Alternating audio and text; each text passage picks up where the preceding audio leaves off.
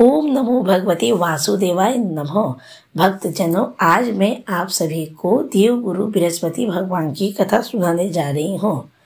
बृहस्पतिवार व्रत कथा इस प्रकार है, कृपया ध्यान देकर सुने। प्राचीन काल की बात है, एक नगर में एक बहुत धनी व्यापारी रहता था।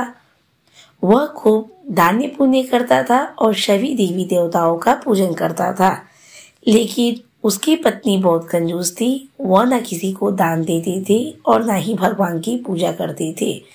इस कारण व्यापारी की पत्नी को कोई संतान नहीं थी। व्यापारी की पत्नी की विचारों के कारण वह धनी होकर भी बहुत दुखी रहता था। संतानहीनता के कारण दोनों पति पत्नी चिंता में डूबे रहते थे। एक दिन बृहस्पतिवार के दिन सुबह सुबह एक साधु उनके द्वार पे भिक्षा मांगने आए। व्यापारी तो घर पर नहीं था, उसकी पत्नी घर पर थी। साधु ने कहा, हे माता, मुझे भिक्षा दो। व्यापारी की पत्नी ने साधु से कहा, हे साधु महाराज, मैं तो अभी घर की सफाई करके आ रही हूँ, अभी मैं आपको भिक्षा नहीं दे सकती। साधु महाराज समझ गए कि यह स्त्री बहुत ही कंजूस और धन की लालची है। साधु ने कहा, माता, तुम यह सब किसके लिए कर रही हो? तुम्हारे पास अपार धन है, पर क्या तुम्हें पता है कि तुम संतानहीन क्यों हो? अगर तुम गुरुवार का व्रत करो तो तुम्हारे घर में संतान सुख आ सकता है। साधु की बात सुनकर स्त्री ने पूछा, हे साधु महाराज, गुरुवार का व्रत कैसे किया जाता है? साधु ने उसे व्रत की विधि बताई।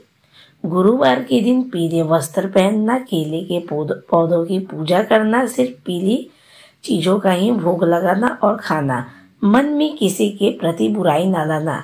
यह कहकर साधु महाराज वहां से अंतर्ध्यान हो गए। व्यापारी की पत्नी ने निश्चय किया कि वह यह व्रत करेगी।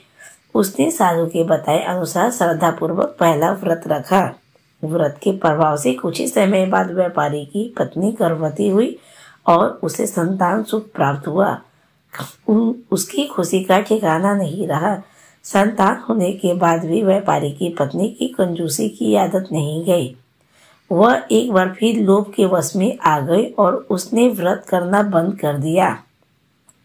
इसके विपरीत उसके पति ने अपने दान पुण्य और धर्म कर्म जारी रखे। लेकिन जब उसकी पत्नी ने व्रत करना छोड़ा तो धीरे धीरे उनके घर में धन की कमी होने लगी। उनका व्यापार चौपट हो गया और वे गरीब हो गए। एक दिन व्यापारी बहुत दुखी होकर जंगल में चला गया। वहां उसे फिर वही साधु मिले जिन्होंने उसे व्रत की कथा सुनाई थी। साधु ने व्यापारी से पूछा, तुम इतनी दुखी क्यों हो? व्यापारी ने साधु को अपनी सारी व्यथा सुनाई। साधु ने कहा, तुमने तो धर्म नहीं छोड़ा, लेकिन तुम्हारी पत्नी ने लोभ के कारण बृहस्पतिवार का व्रत करना छोड़ दिया, इसलिए सारी संपत्ति नष्ट हो गई। साधु ने व्यापारी को गुरुवार की व्रत का महत्व फिर से समझाया। व्यापारी घर लौटा और उसने अपनी पत्नी को सारी बातें बताई। पत्नी को अपनी भूल का एहसास हुआ। उसने साधु महाराज और भगवान बृहस्पति देव से क्षमा मांगी और फिर से श्रद्धा और नियम के साथ व्रत शुरू किया। वह हर गुरुवार को भक्ति भाव से व्रत करती, दान पुण्य करती और लोगों की सेवा करती। व्रत के प्रभाव से कुछ ही समय में उसका व्यापार फिर से चलने लगा। उनके घर में फिर से धन धान्य और सुख समृद्धि लौट आई।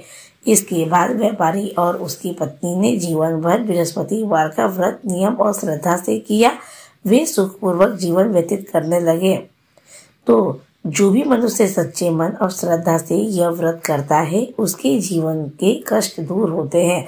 उसे धन, विद्या और संतान का सुख प्राप्त होता है।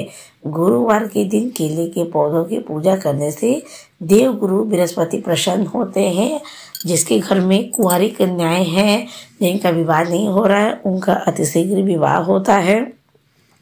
इसलिए और धन से संबंधित चाहे कितना भी कमी क्यों ना हो, देवगुरु बृहस्पति की पूजा करने से अन्न, धन, संतान से घर भरता है।